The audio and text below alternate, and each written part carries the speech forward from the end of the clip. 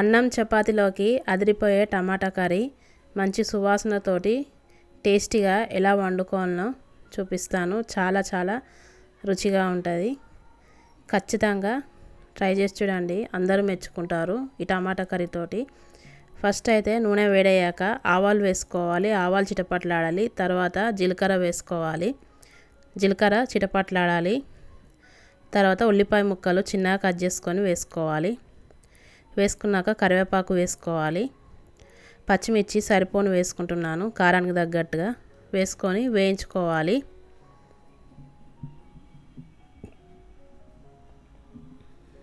తర్వాత వేయించిన జీలకర్ర మెంతి పొడి వేసుకోవాలి. ఇది వేస్తే టమాటా కర్రీ చాలా టేస్టీగా మంచి స్మెల్ వస్తుంది. వేసుకొని కలుపుకోవాలి.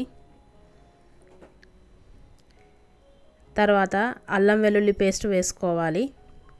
వేసుకొని స్టవ్ చిన్నగా పెట్టుకొని ఒక 2 నిమిషాలు పచ్చివాసన పోయేంత వరకు వేయించుకోవాలి అల్లం వెల్లుల్లి పేస్ట్.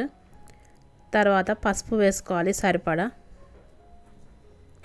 పసుపు వేసుకొని కలుపుకోవాలి. తర్వాత చిన్నగా కట్ చేసుకున్న టమాటా ముక్కల్ని వేసుకోవాలి పోపులోకి. వేసుకొని పోపు అంతా పట్టేట్టుగా కలుపుకోవాలి.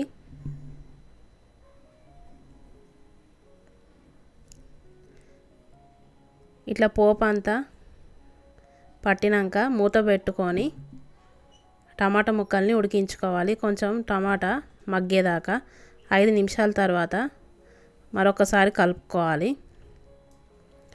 కలుపుకొని మూత పెట్టుకొని మెత్తబడేంత వరకు ఉడికించుకోవాలి టమాటా ముక్కల్ని. ఇలా కొంచెం మెత్తబడ్డాక తగినంత ఉప్పు వేసుకోవాలి.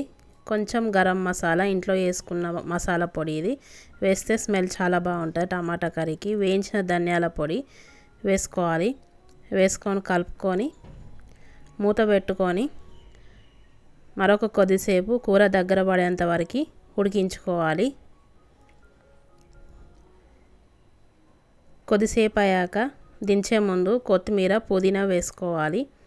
వేసుకొని కలుపుకొని ఒక 2 నిమిషాలు మూత పెట్టుకొని ఉడికించుకోవాలి. కొత్తిమీర పుదీనా వేసుకున్నాక పుదీనా వేయడం వల్ల మంచి వాసన వస్తుంది టమాటా కర్రీకి. ఒక 5 నిమిషాలు ఉడికించుకోవాలి. తర్వాత స్టవ్ ఆఫ్ చేసేసుకొని వేడి వేడి అన్నంలోకి చపాతీలోకి తింటే అదిరిపోతుంది కూర.